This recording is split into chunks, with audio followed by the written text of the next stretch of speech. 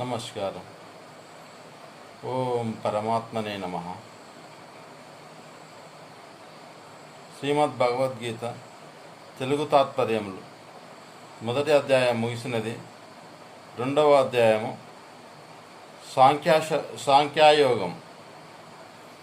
మొదటి అధ్యాయంలో శ్రీకృష్ణుడు అర్జునుడు యుద్ధభూమిలో కురుక్షేత్ర యుద్ధంలో రెండు సేనల మధ్యలో నిలబడి ఆ యొక్క సేనలను మొత్తము పరికించి అర్జునుడు యుద్ధం చేయలేను నేను అని వెనక్కి పోతున్న సమయంలో కూడా అర్జునుడు తన ధైర్యాన్ని పోగొట్టుకున్న సమయంలో కూడా శ్రీకృష్ణుడు అర్జునుడికి గీతోపదేశం చేసినాడు. ఆ గీతోపదేశంలో రెండవ భాగము సాంఖ్యాయోగం. ఈ సాంఖ్యాయోగం లోపల మానవుడు ఏ విధంగా తన జీవితాన్ని నడవాలి, తను ఎవరి చేత నడిపించబడుతున్నాడు అనే విషయాన్ని మనకు క్లియర్గా చెప్పినాడు. ఈ డిస్కషన్ అంతా కూడా మన దూరంలో ఉన్న ధృతరాష్ట్రుడు సంజయుడు చేస్తున్నారు అన్నట్టు. వారు చూస్తున్న ఆ యొక్క డిస్కషన్ దూరదృష్టితో చూస్తున్నారు. మనకిప్పుడు ఎట్లయితే టీవీలు ఉన్నాయో ఆ టీవీలో చూస్తున్న విధంగా వాళ్ళు దూరదృష్టితో సంజయుడు ధృతరాష్ట్రుడు ఆ కురుక్షేత్ర యుద్ధంలో జరుగుతున్న విషయాలను డిస్కషన్ చేస్తూ ఉంటారు. ఆ జరిగే విషయాన్ని ధృతరాష్ట్రుడికి సంజయుడు చెప్తూ ఉంటాడు. ధృతరాష్ట్రుడికి కళ్ళు కనబడే గుడ్డివాడు. సాంఖ్యాయోగంలో సంజయుడు ఈ విధంగా అంటున్నాడు. ఎప్పుడైతే అర్జునుడు నేను యుద్ధం చేయలేనని వెనక్కిపోయిన సమయం లోపల అంటున్న విషయాలు ఏంటిదంటే, ఈ విధంగా కరుణాపూరిత హృదయుడైన అర్జునుని కన్నులలో అశ్రువులో నిండి ఉండెను. అవి అతని వ్యాకుల పాటను శోకమును తెలుపుచుండెను. అట్టే అర్జునుడితో శ్రీకృష్ణ భగవానుడు ఇట్లనెను. శ్రీ భగవానుడు ఇట్లన్న విషయాన్ని ఏ విధంగా, ఓ అర్జున, తగిన సమయములలో ఈ మోహము నీకు ఎట్లు దాపురించినది. ఇది శ్రేష్ఠులచే ఆచరింపబడినదియో కాదు, స్వర్గమును ఇచ్చినది కాదు, కీర్తిని కలిగించినది కాదు. కావున ఓ అర్జున, పెరిగితనములకు లోను కావద్దు. నీకు ఇది ఉచితం కాదు. ఓ పరంతవ, తుచ్చమైన ఈ హృదయ దౌర్బల్యమును వీడి యుద్ధంలోకి నడుము బిగింపుము అన్నాడు. యుద్ధం చేద్దాము, నేను నడిపిస్తా, ముందు నేను నడిపిస్తా, యుద్ధం చెయ్యి అంటున్నాడు అన్నట్టు. ఎప్పుడైతే ఈ మన ఇప్పుడు ప్రపంచం అంతా కూడా కరోనా యుద్ధం చేస్తున్నది. ఇప్పుడు మానవులంతా కూడా ఎంతోమంది, కొన్ని లక్షల మంది చనిపోతున్నారు. ఆ కురుక్షేత్ర యుద్ధం లోపల కూడా ఎంతోమంది చనిపోయారు. అప్పుడు శ్రీకృష్ణుడు ముందుండి కౌరవ పాండవులను నడిపించి యుద్ధంలో గెలిపించినాడు. అదేవిధంగా మన భారతదేశంలో ఈ కరోనా యుద్ధాన్ని శ్రీకృష్ణుడు ముందు నడిపించిన విధంగా మన డాక్టర్లు శ్రీకృష్ణుడై మనల్ని నడిపిస్తున్నారు.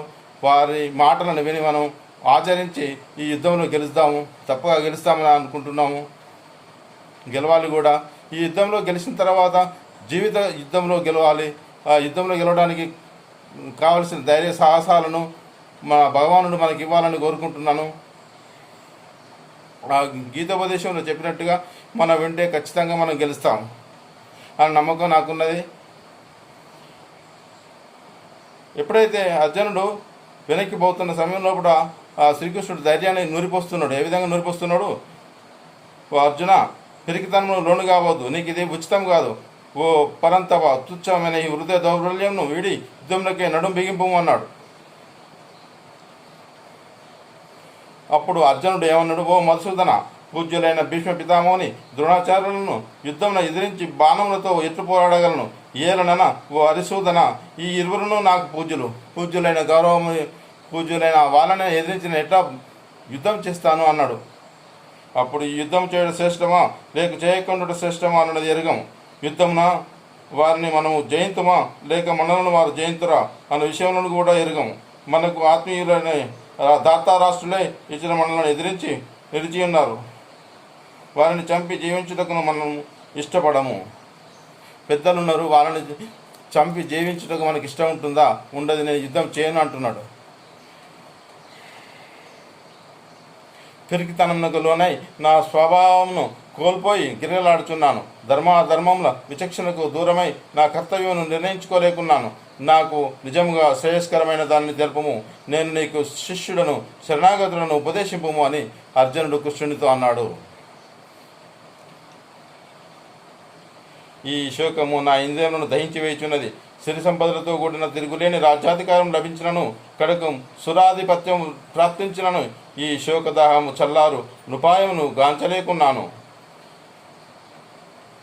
అప్పుడు సంజయుడు, ఓ రాజా, ఈ విధంగా పలికిన పిమ్మట అంతర్యామి అయిన శ్రీకృష్ణుడితో కూడా కేశుడైన అర్జునుడు నేను యుద్ధం చేయన స్పష్టంగా నడివి మౌనం వహించను. ఓ ధృతరాష్ట్ర, ఉభయ సేనల మధ్య శోకసంతుడైన అర్జునుడు చూసి శ్రీకృష్ణుడు మందహాసంతో ఇట్లా పలికాను. దూరంలో ఉన్న ఆ యొక్క సంజయుడు తర్వాత ధృతరాష్ట్రుడు ఏమనుకుంటున్నారు అనేది ఇక్కడ. ఓ ధృతరాష్ట్ర, ఉభయ సేనల మధ్య శోక సంతృప్తుడైన అర్జునుడిని చూసి శ్రీకృష్ణుడు మందహాసంతో ఇట్లా పలికాను అని చెప్తున్నాడు. ధృతరాష్ట్రునితోటి సంజయుడు చెప్తున్నాడు, కృష్ణుడు చెప్పిన విషయాన్ని ఇక్కడ చెప్తున్నాడు. అప్పుడు శ్రీ భగవానుడు పలికిన అర్జున, శోకింపదగని వారి కొరకే నీవు శోకించుచున్నావు, పైగా పండితుని వల్లే మాట్లాడుచున్నావు. పండితులైన వారు ప్రాణములు పోయినా వారిని గూర్చి కానీ, ప్రాణములు పోని వారిని గురించి కానీ శోకింపరు.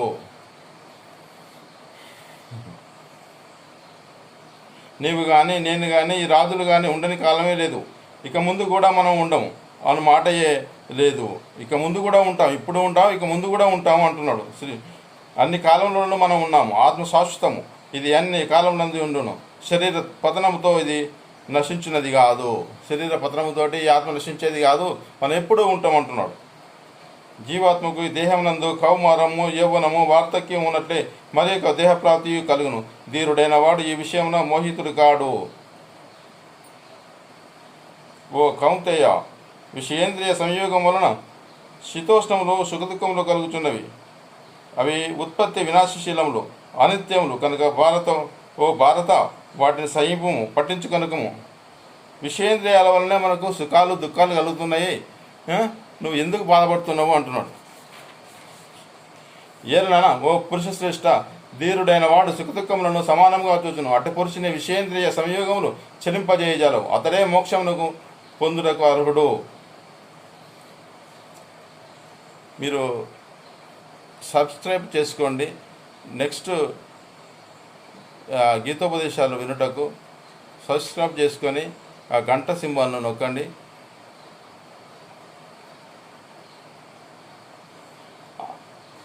అసత్తు అన్నదానికి, అనిత్యమైన దానికి ఉనికియే లేదు, సత్తు అన్నదానికి లేమి లేదు. ఈ విధముగా ఈ రెండింటి యొక్క వాస్తవ స్వరూపములను తత్వజ్ఞాని అయిన వాడే ఎరుంగును అన్నాడు. ఈ శరీరములు అన్నియును నశించునయే, కానీ జీవాత్మ నాశరహితము, అప్రమేయము, అనిత్యము. ఇవో భరతవంశీ అర్జున, నీవు యుద్ధము చేయుము. ఈ శరీరములు అన్నియును నశించినయే, కానీ జీవాత్మ నాశరహితము. జీవాత్మ అనేది నాశమే లేదు, దానికి అప్రమేయం, అది ఎప్పుడు నిత్యంగా ఉంటుంది, ఎప్పుడూ ఉంటుంది.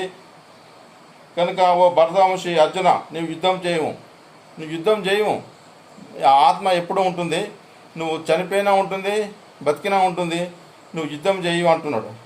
ఆత్మ ఇతరులను చంపనని భావించేవాడును, అది ఇతరులచే చంపబడినని భావించేవాడును, ఈ ఇద్దరును అజ్ఞానులే. ఏలనైనా వాస్తవంగా ఆత్మ ఎవరిని చంపదు, ఎవరి చేతను చంపబడదు. ఈ ఆత్మ ఏ కాలం నందు పుట్టదు, గిట్టదు, పుట్టి ఉండునది కాదు. ఇది భావ వికారంలో లేనిది. ఉత్పత్తి, అస్తిత్వము, వృద్ధి, విపరిణామము, అపక్షయము, వినాశనము అను ఆరును భావ వికారములు. వీటిని గూర్చి నువ్వు ఆలోచింపజలదు. ఆజన్మ అనిత్యము, శాశ్వతము, పురాతనము. శరీరము చంపబడినను ఇది చావదు. ఓ పార్త, ఈ ఆత్మ నాశరహితము, నిత్యము అనియో, జనన సమరణములు లేనిదనియో, మార్పు లేనిదనియో తెలుసుకొనిన పురుషుడు ఎవరిని ఎట్లు చంపించును, ఎవరిని ఎట్లు చంపును? మానవుడు జీర్ణ వస్త్రములను త్యజించి నూతన వస్త్రములను ధరించినట్లు జీవాత్మ పాత శరీరములను వీడి నూతన శరీరములను పొందును. పాత శరీరాలను వీడి కృత శరీరాలను పొందుతుంది. కాబట్టి యుద్ధం చేయి, నువ్వు కర్మను ఆచరించు అంటున్నాడు అన్నట్టు. ఈ ఆత్మను శస్త్రములు ఛేదింపజాలవు, అగ్ని దహింపజాలదు, నీరు తుడవజాలదు, వాయువు ఆరిపోయినట్లు జాలదు.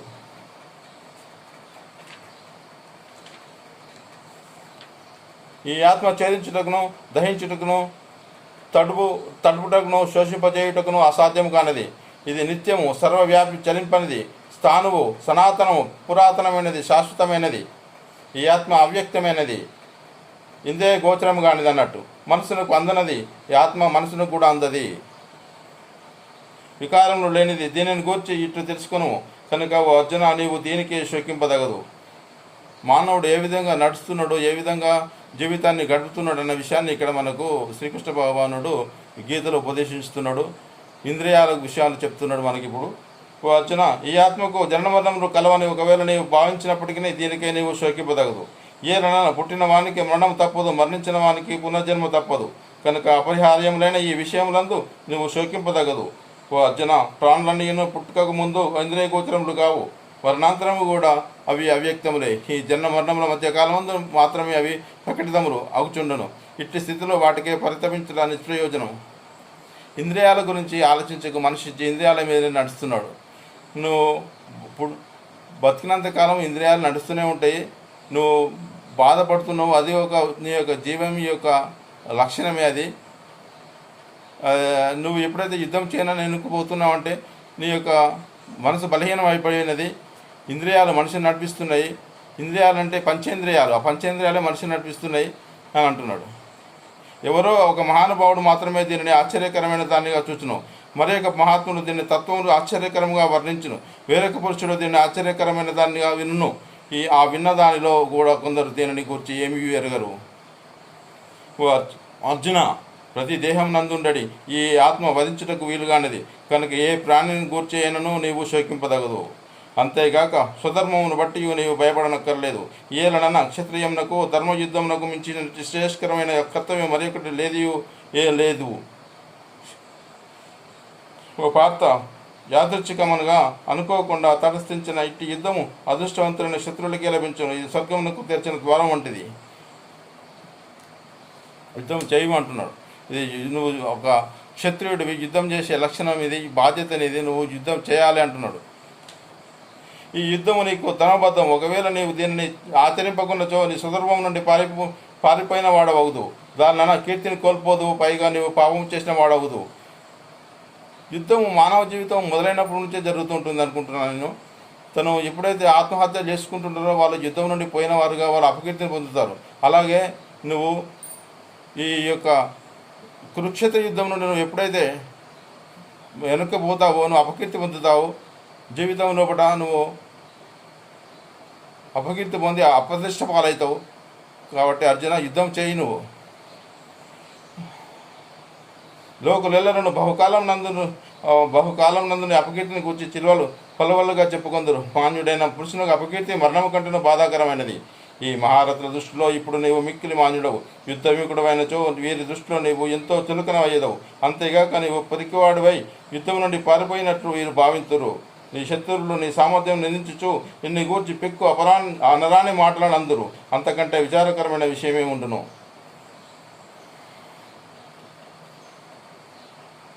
ఓ అర్జున, రణరంగమును మరణించినచో నీకు వీరస్వర్గం ప్రాప్తించును.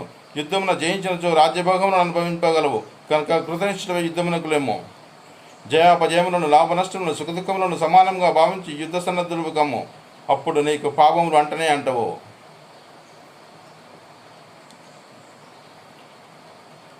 ఓ పార్థ, అంటే అర్జున, ఈ సమత్వ బుద్ధిని ఇంతవరకును జ్ఞానయోగ దృష్టితో తెలిపితిని. ఇప్పుడు దానినే కర్మయోగ దృక్పథంతో వివరించదను, వినుము. దాన్ని ఆకలింపు చేసుకుని ఆచరించడంతో కర్మబంధముల నుండి విముక్తుడయ్యేదవు. కర్మయోగ దృక్పథం, కర్మ పనితోటి చెప్తున్నాడు. ఈ నిష్కామ కర్మయోగమును ప్రారంభించినచో దానిని ఎన్నటికీ బీజనాశనం లేదు. దీనికి విపరీత ఫలితములు ఉండవు. పైగా ఈ కర్మయోగం ఏ కొంచెము సాధన చేసినను అది జన్మ మృత్యురూప మహాభయం నుండి కాపాడును. ఓ అర్జున, ఈ నిష్కామ కర్మయోగం నందు నిశ్చయాత్మక బుద్ధి ఒకటియే ఉండును. కానీ భోగాసక్తులైన వివేకహీనుల బుద్ధులో చంచలములై ఒక దారి తెన్ను లేక కోరికల వెంట నలువైపులా పరుగులు తీర్చు అనంతములుగా నుండును. ఓ అర్జున, వివేకహీనులైన జనులు ప్రాపంచిక భోగములచే తలములయందురు. వారు కర్మములను ప్రశంసించు వేదవాక్యముల యొక్క బాహ్యార్థములయందు ప్రీతి వహింతురు. వాటి అంతరార్థములు జోలికే పోరు. స్వర్గమునకు మించినదేదియూ లేదనియు అదియే పరమ ప్రావ్యమనియు వారు భావింతురు. క్షణికములైన ప్రాపంచిక భోగ ఐశ్వర్యముల అందరి ఆసక్తితో వివిధ సకామ కర్మలను ప్రోత్సహించుచు ప్రీతిని గూర్చి ఇచ్చికపు పలుకులు పలికిదరు. ఆ ఇచ్చికపు మాటల ఉచ్చులో పడిన భోగైశ్వర్యాసక్తులైన అజ్ఞానుల బుద్ధులు భగవంతుని లక్ష్యంగా గల సమాధి స్థిరముగా ఉండవు. భోగాసక్తులే ఇంద్రియాలను భోగాల వైపు నడిపించకు, మంచి పనుల వైపు నడిపించు అంటున్నాడు. ఓ అర్జున, వేదములు సత్వరజస్తము గుణముల కార్యరూపములై సమస్త భోగములను గూర్చి వాటిని పొందుటకే చేయవలసిన సాధనలను గూర్చి ప్రతిపాదించును. నీవు ఈ భోగముల ఎడలి వాటి సాధనముల యందును ఆసక్తిని త్యజింపుము. హర్షశోకాది ద్వంద్వములను అతిథులవు కమ్ము. నిత్యుడైన పరమాత్మ ఎందే స్థితులవు కమ్ము. నీ యోగక్షేమముల కొరకే ఆరాటపడవద్దు. అంతఃకరణను వశమందించుకును. అన్ని వైపులా జలములతో నిండి ఉన్న మహా జలాశయము అందుబాటులో ఉన్న వానికి చిన్న చిన్న జలాశయముల వలన ఎంత ప్రయోజనమో పరమాత్మ ప్రాప్తి ఉంది. పరమానందమును అనుభవించు బ్రహ్మజ్ఞానికి వేదముల వలన అంతే ప్రయోజనము. కర్తవ్య కర్మమును ఆచరించుటయందే నీకు అధికారం కలదు. ఎవరికి దాన్ని ఫలమునందు ఆశించుట లేదు. ఆ యొక్క అధికారం లేదు. ఫలమును ఆశించే అధికారం లేదు. కర్మను మాత్రమే ఆచరించాలి. ఫలితము ఆశించేది లేదు. భయవాధీనం అంటున్నాడు. కర్మ ఫలములకు నీవు హేతువు కారాదు. కర్మములను మానుట ఎందు నీవు ఆసక్తులు కావలదు. అనగా ఫలాపేక్ష రహితుడైన కర్తవ్య బుద్ధితో కర్మలను ఆచరింపము. ఇది చేస్తే నాకు ఈ పుణ్యం వస్తుంది, అది చేస్తే నాకు కష్టం వస్తుంది అని ఆచరింపకు. నేను ఇది ఆచరిస్తే బాగుంటుంది, అది ఆచరిస్తే బాగుంటుందని నువ్వు ముందు ఆలోచించకు. నువ్వు ఆలోచించేది ధర్మబుద్ధితో భగవంతుని ప్రార్థించుతూ నీ యొక్క పనులను నిర్వర్తించుము అని అంటున్నాడు. సమయం వృధా చేయకము అంటున్నాడు. ఓ ధనంజయ, యోగస్థితులైన ఆసక్తిని వీడి సిద్ధి ఆసక్తుల ఏడ సమత్వ భావమును కలిగి ఉండి కర్తవ్య కర్మలను ఆచరింపము. ఈ సమత్వ భావమునే యోగమందురు. ఈ సమత్వ బుద్ధి యోగము కంటేను సకామ కర్మ మిక్కిలి నిర్మల శ్రేణికి చెందినది. కావున ఓ ధనంజయ, నీవు సమత్వ బుద్ధి యోగమునే ఆశ్రయింపము. ఏలన ఫలాశక్తితో కర్మలు చేయవారు అత్యంత దీనులు, కృపణులు. కానీ మనం ఫస్ట్ మనం ప్రాఫిట్ ఆలోచించే బిజినెస్ చేస్తాం. మరి ప్రాఫిట్ ఆలోచించకుండా ఎట్లా బిజినెస్ చేస్తాం? కానీ ప్రాఫిట్ వస్తుందో రాదో అనేది మనం ముందు ఆలోచించి బిజినెస్ చేస్తాం. కానీ గీతలో చెప్తున్నాడు కానీ శ్రీకృష్ణుడు ఎలాంటి ప్రాఫిట్ వస్తుందో నష్టం వస్తుందో నువ్వు ఆలోచించకు. నువ్వు ముందు యుద్ధంలో దూకు. ఆ భగవంతుడు నీకు విజయాన్ని చేకూరుస్తాడు. నువ్వు ఇంద్రియాలను దగ్గర ఉంచుకొని నువ్వు జీవితంలో ముందుకు వెళ్ళు అని అంటున్నాడు అన్నట్టు. సోమత్వ బుద్ధియుక్తులైన వాడు పుణ్యపాపములను రెండింటినీ ఈ లోకం నందే త్యజించును. అనగా కర్మఫలములు వానికి అంటవు. కనుక నీవు సమత్వ బుద్ధి రూపం యోగమును ఆశ్రయింపము. ఇదియే కర్మాచరణం నందు కౌశలము. అనగా కర్మబంధముల నుండి ముక్తులగుటకు ఇదియే మార్గము.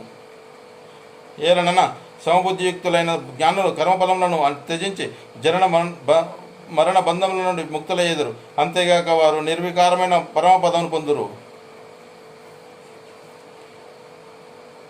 మోహమనడి ఊబి నుండి పూర్తిగా బయటపడినప్పుడే నీవు వినబోవు ఇహపరలోక సంబంధమైన సమస్త భోగము నుండి వైరాగ్యమును పొందగలవు.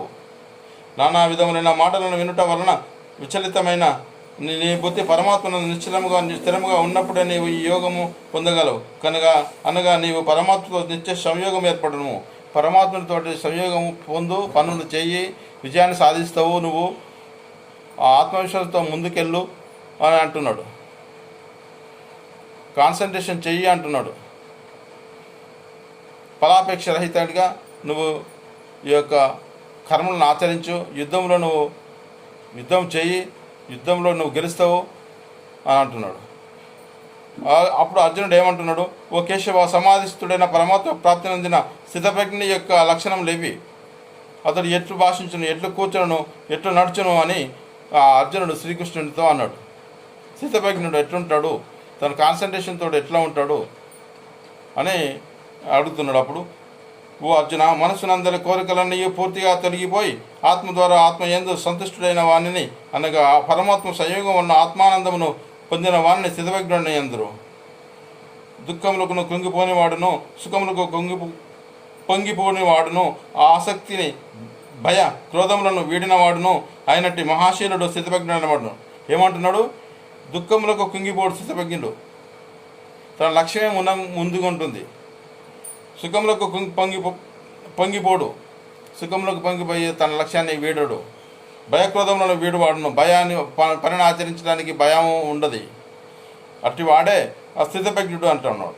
దేని యందును మమతాశక్తి లేనివాడును, అనుకూల పరిస్థితుల యందు హర్షము, ప్రతికూల పరిస్థితుల యందు ద్వేషము మొదలగు వికారములకు లోనుగాని వాడును పురుషుడు స్థితపజ్ఞుడు అనవాడును. దేని యందును మమతాశక్తి లేనివాడును, తన లక్ష్యమే ముందు, అంతేగాని ఎలాంటి వేరే ఆశయాలంటూ ఏమి ఉండవు.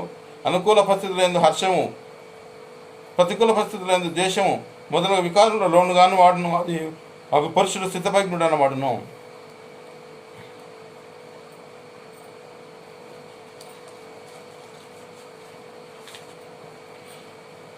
ఎట్లా అంటే తాబేలు తన అంగంలో అన్ని వైపుల నుండి లోనికి ముడుచుకున్నట్లుగా ఇంద్రియంలను ఇంద్రియార్థముల నుండి అన్ని విధముల ఉపసంహరించుకొనిన పురుషుని యొక్క బుద్ధి స్థిరముగా ఉన్నట్లు భావింపవలను.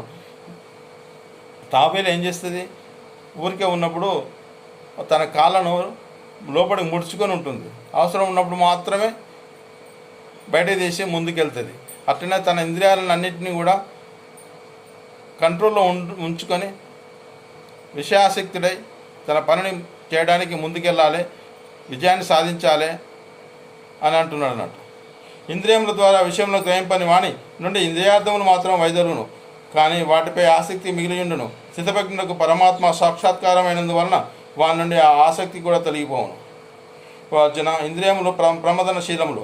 మనుషుడు వాటిని నిగ్రహించుటకు ఎంతగా ప్రయత్నించినను ఆసక్తి తొలగిపోనంత వరకు అవి అతని మనసును ఇంద్రియముల వైపు బలవంతంగా లాగిపోతూనే ఉండును. మన ఇంద్రియాలు ఒక దగ్గర ఉండయి అంటున్నాడు, కాన్సన్ట్రేషన్ ఉండదు అంటున్నాడు. బజార్కి వెళ్తే మనకి ఎన్నో కనబడుతుంటాయి, అది ఏదో ఒకటి అనిపిస్తుంది. ఇది ఇంద్రియానికి పరీక్ష. మన యొక్క మనసు కంట్రోల్లో ఉంచుకోవడం అనేది ఇంపార్టెంట్ అంటున్నాడు. అవసరమైన వాటినే తీసుకోవాలి, అన్నీ కొనాలనిపిస్తుంది. కనుక సాధకుడు ఈ ఇంద్రియములను అన్నింటినీ వశమునందుంచుకొని సమాహిత చిత్తుడై మత్పరాయణుడై ధ్యానమునందు కూర్చొని ఉండవలను. ఏదైనా ఇంద్రియములను వశమునందుంచుకొని వాని బుద్ధి స్థిరమగును. కానీ మెడిటేషన్ చేయడం వల్ల ఇంద్రియాలు స్థిరంగా ఉంటాయి అంటున్నాడు. విషయ చింతన చేయి పురుషులకు ఆ విషయములందు ఆసక్తి ఏర్పడును. ఆసక్తి వలన ఆ విషయములను పొందుటకై కోరికలు కలుగును. కోరికలు తీరినప్పుడు క్రోధం ఏర్పడును. మనకు దొరకని వస్తువు చూసినప్పుడు మనకు ఏమనిపిస్తుంది? బాధ అనిపిస్తుంది, కోపం వస్తుంది. అట్టి క్రోధం వలన వ్యామోహం కలుగును. దాని ప్రభావమున స్మృతి చిన్నాభిన్నమగును. స్మృతి భ్రష్టులైనందువలన బుద్ధి అనగా జ్ఞానశక్తి లభించును. బుద్ధి నాశనం వల్ల మనుషుడు తన స్థితి నుండి పతనమగును. ఇదంతా శ్రీకృష్ణుడు అర్జునుడికి ఇంద్రియాల గురించి చెప్తున్నాడు. మానవుడు తన యొక్క ఇంద్రియాల వలన ఏ విధంగా నడుస్తున్నాడు అన్నది ఇక్కడ మనకు చెప్తున్నాడు అన్నట్టు. అంతఃకరణమును వశమునందించుకున్న సాధకుడు రాగద్వేషరహితుడై ఇంద్రియముల ద్వారా విషయంలో గ్రహించుచున్నను మనశ్శాంతిని పొందును. అంతఃకరణములను వశమునందించుకొనిన సాధకుడు రాగద్వేషరహితుడై ఇంద్రియముల ద్వారా విషయములను గ్రహించుచున్నను మనశ్శాంతిని పొందును. మన ప్రసన్నతను పొందిన వెంటనే అతని దుఃఖము అన్ని నశించును. ప్రసన్న చిత్రుల కర్మయోగి యొక్క బుద్ధి అన్ని విషయముల నుండి వైదొలిగి పరమాత్మనందు మాత్రమే పూర్తిగా స్థిరమగును. ఎప్పుడైతే విషయారహితుడైన మనసు పొందినప్పుడు ఆ ఇంద్రియాలను నిగ్రహంగా ఉంచుకున్నప్పుడు, మెడిటేషన్ చేయడం వల్ల తన యొక్క ఇంద్రియాలను నిగ్రహంగా ఉంచుకున్నప్పుడు మనశ్శాంతిని పొందుతాడు అంటున్నాడు. ఇంద్రియములు మనసు వశమునందు ఉండని వాని యందు నిశ్చయాత్మక బుద్ధి ఉండదు. అట్టి ఆయుక్త మనిషిని అంతఃకరణమునందు అస్తిక భావమే కలగదు. తద్భావనాహీనుడైన వానికి శాంతి లభించదు. మనశ్శాంతి లేని వానికి సుఖమేటు లభించును. ఇంద్రియములు కంట్రోల్లో ఉండయి. ఇప్పుడు మన దగ్గర నెలకు సాలరీ వచ్చిన తర్వాత కొందరికి అనిపిస్తుంది అంటే ఏదో ఒకటి తాగాలి, తినాలనిపిస్తుంది. అప్పుడు ఇంద్రియాలు కంట్రోల్లో ఉండే అన్నట్టు. తన ఏది తాగాలనిపిస్తే అది తాగడము, వృధాగా డబ్బు ఖర్చు చేయడము, తర్వాత జీవితాన్ని నాశనం చేసుకోవడం జరుగుతుంది. ఇది ఇంద్రియాల గురించి చాలా ఇంపార్టెంట్ విషయాలను చెప్తున్నాడు. నీటిపై తేలుచున్న నావను గాలినెట్టివేయను. అట్లే ఇంద్రియార్థముల యందు సంచరించి ఇంద్రియములలో మనసు ఏ ఒక్క ఇంద్రియంతో కూడి ఉన్నను ఆ ఒక్క ఇంద్రియమే మనోనిగ్రహం లేని మనుషుని బుద్ధిని అనగా విచక్షణ శక్తిని హరించివేయని. పంచేంద్రియాలలో ఏ శక్తి ఏ ఇంద్రియం అనగానే కరెక్ట్గా పనిచేయలేకపోతే ఆ ఇంద్రియం ద్వారా మనిషి తన యొక్క శరీరాన్ని నాశనం చేసుకుంటాడు అనే విషయాన్ని చెప్తున్నాడు ఇక్కడ. మన కలియుగంలో కూడా డబ్బు అనేది చాలా ఇంపార్టెంట్. ఆ డబ్బును ఏ విధంగా ఖర్చు చేయాలి, ఏ విధంగా తన జీవితాన్ని పండించుకోవాలి, ఇంద్రియాలను ఏ విధంగా కంట్రోల్లో ఉంచుకోవాలి అని అంటున్నాడు. మనం బజార్కి వెళ్తే ఎన్నో రకాల తినాలనిపిస్తుంది, తాగాలనిపిస్తుంది, చూడాలనిపిస్తుంది, తాగాలనిపిస్తుంది, ఏదో కొనుక్కోవాలనిపిస్తుంది. ఇవన్నీ ఇంద్రియ గోచరములు. ఇప్పుడు కరోనా వచ్చింది, కరోనా యుద్ధంలో కూడా మనం బజార్కి వెళ్ళినాం అనుకో, ఏదో ఒకటి సపోజు దుకాణం తీసుకుంటే, మనం మందు దుకాణం తీసుకుంటే మందు తాగితే ఆ యొక్క మందు తాగడం వల్ల శరీరం ఖరాబ్ అయిపోయి తను చనిపోతాడు. కాబట్టి ఎవరు కూడా మందు తాగద్దు అనేది ఉన్నది. ఇది కరోనా యుద్ధంలో కూడా భారతదేశం ఆచరించవలసిన మొట్టమొదటి విషయం. కనుక ఓ అర్జున, ఇంద్రియములను ఇంద్రియార్థముల నుండి అన్ని విధములుగా పూర్తిగా నిగ్రహించిన పురుషుని యొక్క బుద్ధి స్థిరంగా నుండును. నిత్య జ్ఞాన స్వరూప పరమానంద ప్రాప్తి అందు స్థితప్రజ్ఞుడైన యోగి మేల్కొని ఉండును. అది ఇతర ప్రాణులన్నింటికి రాత్రితో సమానం. నశ్వరమైన ప్రాపంచిక సుఖప్రాప్తికై ప్రాకులాడుచు ప్రాణుల నీయో మేల్కొని ఉండును. ఇది పరమాత్మతత్వం నెరిగిన మునికి రాత్రితో సమానము. ఏమంటున్నాడంటే, నిత్య జ్ఞాన స్వరూప పరమానంద ప్రాప్తి అందు స్థితప్రజ్ఞుడైన యోగి మేల్కొని ఉండును. అతను ఎప్పుడు కూడా మేల్కొనే ఉంటాడు. కాన్సన్ట్రేషన్ ఉన్నవాడు, బుద్ధి గలవాడు ఎప్పుడు మేల్కొనే ఉంటాడు. ఎలా అంటే ఎవరు చెడగొడదామని ప్రయత్నించినా కానీ చెడిపోడు. తను చాలా కంట్రోల్లో ఉంటాడు, తన బాడీని కంట్రోల్లో ఉంచుకుంటాడు. అతనే స్థితప్రజ్ఞుడు అయిపోతున్నాడు. ఇక్కడ మిగతా వారికి రాత్రితో సమానం, అతనికి పగలతో సమానం.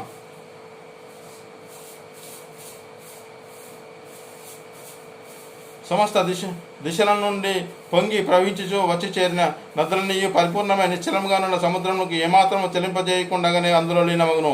అట్లా సమస్త భోగములను స్థితప్రజ్ఞుని అందు ఎట్టి వికారములు కలిగింపకే వాణులు లీనమగును. అట్టి పురుషుడే పరమశాంతిని పొందును, భోగశక్తుడు శాంతిని పొందజాలడు. ఎలా అంటే భోగశక్తుడు శాంతిని పొందజాలడు అంటున్నాడు. భోగశక్తులు అంటే తన భోగములను అనుభవించాలనుకున్నవాడు మనశ్శాంతి ఏ విధంగా ఉంటుంది? ఉండదు. తనకు అన్నీ కావాలనిపిస్తుంది. తన వాటి కొరకే తన యొక్క జీవితాన్ని అంతా కూడా వృధా చేస్తూ ఉంటాడు. అదే స్థితప్రజ్ఞ అయిన వాడు తను భగవంతుని యందు మనసు ఉంచుకొని తన కర్మను ఆచరించి తన భోగాసక్తులు కాకుండా తన జీవితాన్ని ముందుకు పోతూ ఉంటాడు. అదేవిధంగా అర్జునుడు కూడా ఎలాంటి భోగాసక్తులు కాకు, నువ్వు ఈ యొక్క యుద్ధంలో కూడా నువ్వు గెలవాలి, నువ్వు బంధుమిత్రులందరినీ చూసి నువ్వు వెనక్కిపోతున్నావు, ఆత్మ ఎప్పుడు నాశనం కానిది, నువ్వు ఇప్పుడు యుద్ధం చేయకుండా అపకీర్తి పొందుతావు అని అర్జునుడికి శ్రీకృష్ణుడు గీతలో బోధించినాడు. ఇప్పుడు విషయం ఏంటంటే, మీరు నెక్స్ట్ గీతోపదేశాన్ని 3వ అధ్యాయాన్ని వినటానికి సబ్స్క్రైబ్ చేసుకోండి, గంట సింబల్ నొక్కండి. నేను ప్రస్తుతం ఒక ఇంజనీరింగ్ కాలేజీలో బాసరలో జాబ్ చేయుచున్నాను. ఈ చివరి తాత్పర్యము సాంఖ్యయోగం లోపల, ఓ అర్జున, బ్రహ్మస్థితి అనగా ఇదియే. ఈ బ్రహ్మస్థితిని పొందిన యోగి ఎన్నడూనూ మోహితుడుగాడు. అంత్యకాలం నందున ఈ బ్రహ్మస్థితి అందు స్థిరంగా ఉన్నవాడు బ్రహ్మానందమును పొందును. అంత్యస్థితి లోపల పరమాత్మను గ్రహించుకుంటూ కర్మలను ఆచరించి తన జీవితాన్ని విడిచినప్పుడు బ్రహ్మానందం పొందుతాడు అని తన యొక్క మనుషుల యొక్క ఇంద్రియాల గురించి భగవానుడు ఈ విధంగా మనకు తెలియజేసినాడు సాంఖ్య శాస్త్రం లోపల. ఓం తత్సదితి శ్రీమద్భగవద్గీతానుపనిషత్తు బ్రహ్మ విద్యాయాం యోగశాస్త్ర శ్రీకృష్ణార్జున సంవాదే సాంఖ్యయోగో నామ ద్వితీయోధ్యాయ. నమః. Thank you.